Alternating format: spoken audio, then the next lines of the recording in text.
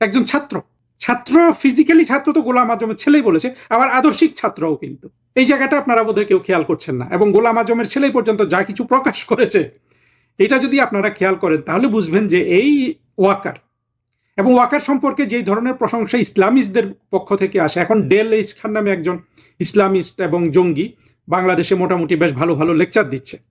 এদের কথাগুলো যদি আপনারা বোঝেন, এদের কথা যদি বোঝার সক্ষমতা থাকে, কথার পেছনের কথা যদি আবিষ্কার করতে পারেন, তাহলে এটা আর কারো বোঝার অসুবিধা থাকে না যে এই ওয়াকার একেবারে প্ল্যান করে সে আওয়ামী লীগকে ধ্বংস করবে। জীবনের শুরু থেকে এই ইরাদা নিয়ে সে আওয়ামী লীগে ঢুকেছে, আওয়ামী লীগের পরিবারে বিয়ে করেছে, সেনাবাহিনী প্রধান হয়েছে এবং হওয়ার পরই কিন্তু গন্ডগোলগুলো শুরু হয়ে গেছে। কি ছকে বাধা এগুলি। জুলাই ষড়যন্ত্র স্পেশাল এপিসোড 4-এ আলোচনা করব জুলাই ষড়যন্ত্র কি জঙ্গি উত্থান ছিল, নাকি গণ অভ্যুত্থান ছিল, নাকি বিপ্লব ছিল। আসলে মূল আলোচনাটা হবে এটা কি জঙ্গি উত্থান নাকি জঙ্গি উত্থান নয়। জুলাই সর্বতোভাবে একটা চরমপন্থা জঙ্গি উত্থান। আমাদের অত্যন্ত দুঃখের বিষয় হলো এত প্রমাণ থাকা সত্ত্বেও এবং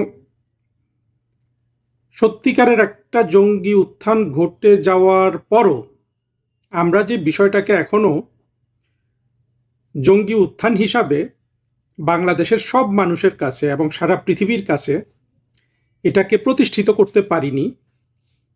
এটা কিন্তু মুক্তিযুদ্ধের পক্ষের শক্তির বুদ্ধি, কৌশল, প্রচারণা এবং বুদ্ধিজীবিতা, এই 4টা দুর্বলতা কিন্তু এটার জন্য কারণ।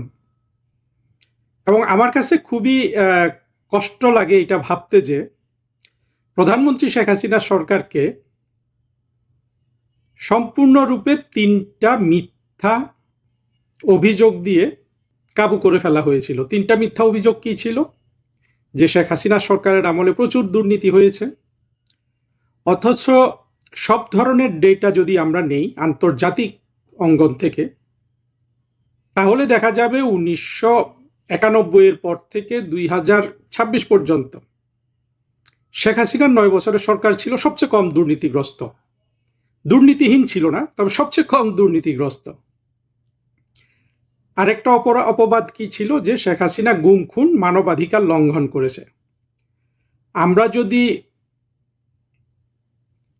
বাংলাদেশে অন্যান্য যারা শাসন করেছে এই সময়, বিএনপি এবং ইউনূস পরে যারা আসলো, এদের সময়ের মানবাধিকার লঙ্ঘন আমরা যদি হিসাব করি আর শেখ হাসিনা সরকারের মানবাধিকার লঙ্ঘন যদি হিসাব করি, তাহলে কিন্তু 80 আর 20 হবে। শেখ হাসিনা সরকারের মানবাধিকার লঙ্ঘনের মাত্রা যেখানে 20, বিএনপির মানবাধিকারের লঙ্ঘন ছিল সেখানে 80। কিভাবে? আপনারা 2001 সালে সংখ্যালঘু এবং আওয়ামী লীগ নির্যাতনের কথা চিন্তা করেন, 21শে আগস্টের গ্রেনেড হামলা চিন্তা করেন, তারও আগে বঙ্গবন্ধু হত্যাকাণ্ডের কথা চিন্তা করেন। আর শেখ হাসিনা সরকারকে তো অনেক মৌলবাদ মোকাবেলা করতে হয়েছিল, জঙ্গিবাদ, কিছু জঙ্গিকে ধরতে হয়েছিল, কিছু ক্রসফায়ার নামক এগুলো ঘটেছে, অস্বীকার করার জো নাই। যদিও আমি বিশ্বাস করি যে ক্রসফায়ার নামক জিনিসটা কোনো সভ্য সমাজে থাকা উচিত নয়, সে জঙ্গি হোক আর যাই হোক। এবং একটা কারণ দেখানো হয়, এটা আমি পুলিশ অফিসারদের সাথে কথা বলেও তারাও এই কারণটা দেখায় যে এটা ছাড়া কোনো উপায় নাই, কোর্টে গেলে জামিন হয়ে যায় ইত্যাদি ইত্যাদি। এগুলো আসলে আমি মনে করি যে শাসনের দুর্বলতা। অবশ্যই এটা আওয়ামী লীগের দুর্বলতা না, ইনহারেন্টলি রাষ্ট্রের দুর্বলতা। যাই বড় আলোচনায় না গেলেও যেটা বলা যায় যে শেখ হাসিনার সময়ের যে মানবাধিকার লঙ্ঘন, সেটা আসলে কিছুই না, কিন্তু এটাকে এত বেশি ফুলিয়ে ফাঁপিয়ে বলেছে, এটা মানুষের সামনে বিশ্বাসযোগ্য করেছে। আর 3 নম্বর একটা জিনিস ছিল যে ভারতের কাছে বাংলাদেশকে বিক্রি করে দিয়েছে, যেটা সম্পূর্ণ মিথ্যা এবং মিথ্যার উপর প্রতিষ্ঠিত। বিপরীতে দেখেন, জুলাইতে যে চরমপন্থার উত্থান হয়েছে, এটা 100% একটা সত্য সহি কথা থাকা সত্ত্বেও এইটা এখনো আসলে আওয়ামী লীগই তো মুক্তিযুদ্ধের পক্ষকে প্রতিনিধিত্ব করে, তারাই একমাত্র এটার আসলে শক্তি। আগে আমরা হয়তো ভিন্নভাবে ভাবতাম যে হ্যাঁ আওয়ামী লীগ কেন, সব মুক্তিযুদ্ধের। এখন তো দেখা যাচ্ছে যে আওয়ামী লীগ ছাড়া মুক্তিযুদ্ধের পক্ষে আসলে বাংলাদেশের কোনো সেইভাবে বিশ্বাসযোগ্য রাজনৈতিক দল বা শক্তি নাই। কিন্তু তাদের এই যে খুব বেসিক একটা দুর্বলতা, যে তাদের প্রচারণার শক্তি বাড়ানো, বুদ্ধিমত্তার শক্তি বাড়ানো, জুলাইয়ের যে জঙ্গি উত্থান হয়ে গেল সেটাকে জঙ্গি উত্থান রূপে প্রতিষ্ঠিত করা, এটা তো প্রাইমারিলি আওয়ামী লীগের দায়িত্বের মধ্যে ছিল। সেই কাজটুকু কিন্তু সার্থকভাবে করা যায় নাই, যদিও এখন আমরা যারা কথা বলি তারা এটাকে জঙ্গি উত্থানই বলি আওয়ামী লীগের পক্ষে, কিন্তু মোটা দাগে জিনিসটা প্রতিষ্ঠিত হয় নাই। এটাকে এখনো ব্যাপক অংশ সমাজের, অন্তত বাংলাদেশ সমাজের ব্যাপক অংশ এটাকে ভিন্নভাবে দেখে। একটা কারণও আছে, যেমন বিএনপি তো এটাকে জঙ্গি উত্থান বলবে না, কারণ বিএনপি ছিল এই উত্থানের মূল শক্তি। বিএনপির শক্তিকে পুঁজি করে জঙ্গিরা কিন্তু জঙ্গি উত্থান ঘটিয়েছে। সেখানে সবচেয়ে বেশি মাসল পাওয়ার, ম্যান পাওয়ার সবই কিন্তু বিএনপির ছিল। যেহেতু বিএনপির জনসমর্থন বেশি, আনুপাতিক হারে বিএনপি থেকে বেশি ম্যান পাওয়ার এখানে যাবে, এটা স্বাভাবিক। কিন্তু সূক্ষ্ম পার্থক্য হলো বিএনপি তো একটা জঙ্গিপন্থী দল না। বিএনপি ইসলামপন্থী পাকিস্তানপন্থী দল, কিন্তু বিএনপি কিন্তু জঙ্গিপন্থী দল না। কিন্তু উত্থানটা হয়েছিল জঙ্গিদের উত্থান, এবং চরম অন্যায্য একটা উত্থান। শেখ হাসিনা সরকারের যদি আমরা হাজারটা দোষও ধরি, তারপরেও কিন্তু এই উত্থানের যেই দোষ, এটার যে বর্বরতা, এটার যে ষড়যন্ত্র, এটার মধ্যে যে চাতুর্য ছিল, অভিনয় ছিল, এটার মধ্যে যে মধ্যযুগীয় বর্বরতা ছিল, আত্মঘাতী হামলা করে মানুষ মেরে ফেলে সেটা পুলিশের উপর চাপিয়ে দেয়া, শেখ হাসিনার উপর চাপিয়ে দেয়া, সবগুলো যদি হিসাব করা হয়, পৃথিবীর কোথাও এই ধরনের একটা ন্যাক্কারজনক ঘটনা ঘটে গেছে এবং 2-3 বছর সেটা ধরে রাখতে পেরেছে এমন খুব কম নজির আছে, যেটা বাংলাদেশে হয়ে গেছে। আপনি জঙ্গি উত্থান হিসাবে এটাকে না মানেন, কিন্তু এটা যে পুরোপুরি একটা বর্বরতা ছিল এবং এটা যে পরিপূর্ণভাবে অসৎ উদ্দেশ্যে ছিল, এটাকে আপনি কিভাবে অস্বীকার করবেন? দেখুন, তুলনার জন্য বলি, আমাদের যে 90 সালের যে গণ অভ্যুত্থান ছিল রাষ্ট্রপতি এরশাদের বিরুদ্ধে, তার সাথে এটাকে তুলনা করেন, আমাদের স্মরণের মধ্যে সবচেয়ে ফ্রেশ এই গণ অভ্যুত্থানটা আছে। আমি 2006-এও কিন্তু গণ অভ্যুত্থানই হয়েছিল, যার পরিণাম ছিল মঈনুদ্দিন ফখরুদ্দিনের সরকার। 2006-কে আমি বাদ দিলাম বিএনপিকে সম্মান করে। বিএনপি আওয়ামী লীগ দুই দলকে নিয়েই আমি ওই কথাটা বলতে চাই যে 90-এর গণ অভ্যুত্থানটা চিন্তা করেন। 90-এর গণ অভ্যুত্থানের স্বপ্ন কি ছিল? গণতন্ত্র। প্রথম কথা হলো গণতন্ত্র, আসলে গণতন্ত্রের স্বপ্ন পূরণ হলে সব স্বপ্ন কিন্তু পূরণ হয়।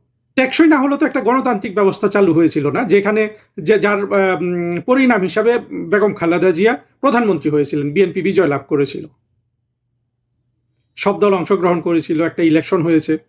তারপরে আবার বিএনপি সেই গণতান্ত্রিক পন্থা ধ্বংস করেছে এবং আওয়ামী লীগ সেটাকে রিভাইভ করার চেষ্টা করে নাই। আবার যেই পদ্ধতিতে কাজ করলে আওয়ামী লীগ সাকসেসফুল হতে পারতো, সে পদ্ধতিতেও আওয়ামী লীগ কাজ করে নাই। যারাই আমার কথা শুনবেন, কেউ এক্সপেক্ট করবেন না যে আমি আওয়ামী লীগকে বেশি সাইড দিয়ে কথা বলবো, অর্থাৎ আওয়ামী লীগকে রক্ষা করে কথা বলবো। আসলে বিচার বিশ্লেষণে আমি কাউকে রক্ষা করে কথা বলবো না, কারণ কথা বলতে তো কষ্ট হয়। সুতরাং মিথ্যা কথা বলে কষ্ট করা আসলে সেটা আমার চরিত্রের মধ্যে নাই। 90-এর গণ অভ্যুত্থানের একটা মিনিমাম কিন্তু আপনার অর্জন ছিল, এবং সেটা যারা গণ অভ্যুত্থান করেছে তাদের চেষ্টার মধ্যেও ছিল, তাদের দোষ ত্রুটি ছিল। বিএনপি পরবর্তীতে গণতান্ত্রিক ব্যবস্থাকে সাবোটাজ করেছে, বিশেষ করে 2006 সালে ইলেকশন ম্যানিপুলেট করার মাধ্যমে, এমনকি তার আগেও মাগুরার ইলেকশন করে। শেখ হাসিনা সরকার 14 থেকে 18, 24 যে ইলেকশনগুলো করেছে, আমি মনে করি যে 21শে আগস্টের গ্রেনেড হামলা হয়ে যাওয়ার পরে শেখ হাসিনার পক্ষে কিন্তু আর খুব বেশি কিন্তু ছিল না তার হাতে, মানে বিকল্প। কিন্তু দুঃখজনক হলো যে শেখ হাসিনার সরকার বা আওয়ামী লীগ যেই পরিমাণ মেধা যোগ্যতা দিয়ে এই জিনিসগুলো হ্যান্ডেল করার কথা, সেটা না করে এইটাকে তারা একটা ক্ষমতা ভোগ এবং সম্পদ আহরণ, তাদের অনেক নেতা এই পথটা বেছে নিয়েছে। আসলে শেখ হাসিনা যেই পথে গিয়েছেন সেটাকে কার্যকর করার জন্য যে অনেক বেশি স্যাক্রিফাইসের দরকার ছিল তার পার্টির নেতা মন্ত্রী এদের পক্ষ থেকে, সেই জিনিসটার উল্টো জিনিসটা হয়েছে। তারা এটাকে মানে এত বড় একটা দায়িত্ব নিয়ে সেটাকে ভেবেছিল যে এটা একটা লাইফ লং প্রিভিলেজ, ভোগ করো। এই পথে না গিয়ে যদি তারা সত্যিকার অর্থে মেধা খরচ করে সেই পথে যেতেন, জঙ্গি উত্থানও হতো না, তারা আসলে বাংলাদেশে চিরস্থায়ী রাজনৈতিক শক্তি হিসাবে টিকে যেতেন, যেটা তাদের অধিকারও 1971 সালে স্বাধীনতা যুদ্ধে নেতৃত্ব দেওয়ার মাধ্যমে। নেক্সট আওয়ামী লীগের যে সরকারটা আসবে, তারা যদি আমার এই কথাগুলো শোনে এবং সেভাবে চিন্তা করে, তাদের পক্ষে আবার সেটা প্রতিষ্ঠিত করা সম্ভব হবে। আর তারা যদি সেটা চিন্তা না করে, তাহলে তারা আবার কিন্তু একইভাবে পরাজিত হবে। আবার আমরা আসি আপনার 90-এর গণ অভ্যুত্থানে। মোট কথা হলো 90-এর গণ অভ্যুত্থান যারা বলেছিলেন যে আমরা গণতন্ত্রের জন্য সংগ্রাম করছি, অভ্যুত্থানের আগেও বলেছে, অভ্যুত্থানের পরেও সেইভাবে কাজ করার অন্তত প্রচেষ্টা ছিল। আর 2024-এ কি ছিল? স্বাধীনতা বিরোধী 1971 সালের পরাজয় ভুলতে না পারা বাংলাদেশের শত্রুরা এরা বারবার চেষ্টা করেছে, 2018 সালেও চেষ্টা করেছিল, একটা জনপ্রিয় ইস্যুকে হাতে পেয়ে সেটাকে তারা কাজে লাগিয়েছে। কি? কোটা আন্দোলন। কোটা আন্দোলন থেকে বৈষম্যবিহীন আন্দোলন, পরে আবার এখনো এরা বলে যে গণতন্ত্রের স্বপ্নে কিন্তু এই আন্দোলন হয়েছিল। যারা মিনিমাম বৈধতা দিতে চায়, 24-এর জঙ্গি উত্থানকে যারা মিনিমাম বৈধতা দিতে চায়, যেমন এই যে আব্দুল নূর, তুষার বা এই জাতীয় মানুষগুলা, এরা এটাকে মনে করে যে এটা একটা গণতন্ত্রের পথে একটা এক ধাপ আরেকটা আন্দোলন ছিল। এটাই এখন মোটামুটি আর কোনো কিছু এরা দেখাতে পারে না। ওরা দেখেছে যে আসলে কিভাবে মানুষকে প্রতারিত করা হয়েছে, কিভাবে অভিনয় করা হয়েছে, কিভাবে অভিনয় করার জন্য অতিরিক্ত অভিনেতা অভিনেত্রীকে কিনে আনা হয়েছিল, কিভাবে বিদেশিরা টাকা ঢেলেছে, এটা একেবারে প্রেসিডেন্ট ডোনাল্ড ট্রাম্প বলে দিয়েছেন।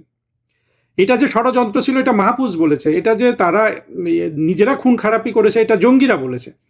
তবুও আব্দুল নূর, তুষারদের মতো মানুষদের কিন্তু ওই জিনিসটা চোখে পড়ে না। ওরা বলে যে হ্যাঁ, ইউনুস এসে ইউনুস এটা সেটা করেছে, এইটা আসলে গণতন্ত্রের একটা আন্দোলন ছিল, গণতন্ত্র। কিন্তু এটা যদি সত্যিকারের গণতন্ত্র, অর্থাৎ শেখ হাসিনা গণতন্ত্রহীনতা রচনা করেছিলেন বাংলাদেশে, ইলেকশন ইত্যাদি নিজের পক্ষে ব্যবহার করে, সেইটা অ্যাড্রেস করার জন্য যদি হয়, তাহলে তো আপনি প্রথমেই ইলেকশন একটা ভালো ইলেকশন দিবেন, এবং সেই ইলেকশনে বাংলাদেশের 50% মানুষকে আপনি বাইরে রাখতে পারেন না।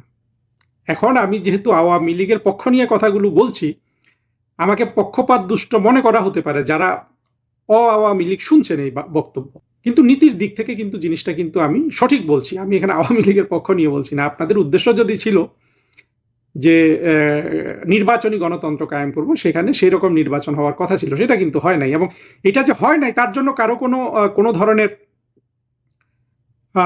ধরনের অনুশোচনা কিন্তু ওই পক্ষগুলা থেকে আবার দেখা যায় না, যারা মনে করেন যে এটা একটা গণতন্ত্রের, অর্থাৎ শেখ হাসিনা যে গণতন্ত্র তাদের ভাষায় যে হরণ করেছিলেন সেটা ফিরিয়ে দেওয়ার রাইট, তাহলে তো সেরকম নির্বাচনী ব্যবস্থা করতে হবে, বাংলাদেশের সব মানুষকে সেই নির্বাচনে সম্পৃক্ত হতে দিতে হবে। শেখ হাসিনার নির্বাচনগুলোকে যদি খারাপ বলা হয়, তাহলে তো এই নির্বাচনকে কোনো নির্বাচনই বলা যাবে না। সেটা হয়েছে। মূল যে জিনিসটা হয়েছে সেটা হলো যে প্রতিটা ক্ষেত্রে রাষ্ট্রের সাথে প্রতারণা করা হয়েছে, প্রতিটা ক্ষেত্রে। অর্থনীতির ক্ষেত্রে প্রতারণা করা হয়েছে, দুর্নীতির বিরুদ্ধে কথা বলে সবচেয়ে বেশি দুর্নীতিবাজ, হ্যাঁ, ইতিহাসের সেরা দুর্নীতিবাজ ইউনুসকে ক্ষমতায় বসিয়ে দেওয়া হয়েছে, এবং একই সাথে অনেকেই সেখানে লুটপাট করেছে, ব্যাপক অঙ্কের অর্থ লুটপাট করেছে। মানবাধিকারের কথা বলে মানবাধিকার লঙ্ঘনের সকল সীমা স্বাধীন বাংলাদেশে তারা ছাড়িয়ে গেছে, এবং এবং বর্বরতা এরা কায়েম করেছে, যেটা আসলে আর কি বলবো, এগুলো তো আমরা সবাই জানি। উপরন্তু এই সব কথা বাদ দেন, যেইভাবে বাংলাদেশের মুক্তিযুদ্ধের সব স্মৃতিচিহ্নকে গুঁড়িয়ে দেয়া হলো, সেটা কারা করতে পারে বাংলাদেশে বাধাহীনভাবে? তো কেউ করতে পারে না স্বাধীন বাংলাদেশে। আপনি অন্য কোনো স্বাভাবিক পরিস্থিতিতে, যে মামুনুল হকরা একবার বলেছিল যে শেখ মুজিবের মূর্তি থাকবে না, যদিও এটা কোনোটাই মূর্তি ছিল না, প্রতিটা জিনিস ছিল ভাস্কর্য।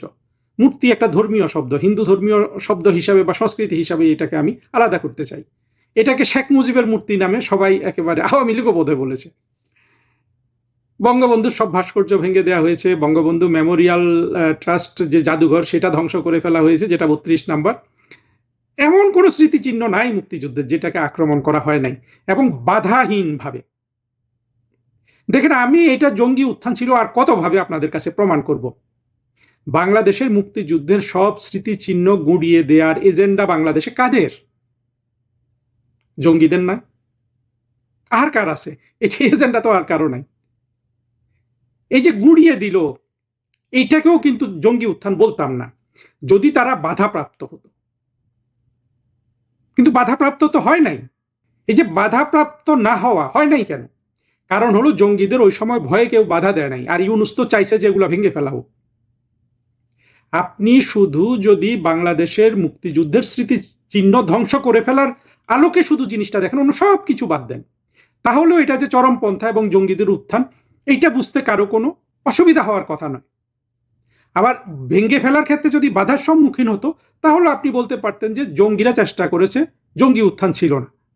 আসলে বাধাপ্রাপ্ত যে হয় নাই, এটাই ছিল জঙ্গি উত্থান। কারণ বাংলাদেশে মুক্তিযুদ্ধের স্মৃতিচিহ্ন ভেঙে ফেলার এজেন্ডা বিএনপিরও অন্তত নাই। অন্তত তারা পছন্দ করে ভেঙে ফেলাকে, কিন্তু অন্তত খোলাখুলিভাবে মানুষের কাছে গিয়ে বলে না, এবং তারা ফিজিক্যালি এগুলো ভাঙতে, হ্যাঁ তাদের অনেক লোক ভেঙেছে, কিন্তু তাদের এজেন্ডা একটু ডিফারেন্ট, কঠিন এজেন্ডা। সেটা নিয়ে আরেকটা জায়গায় আলোচনা করব।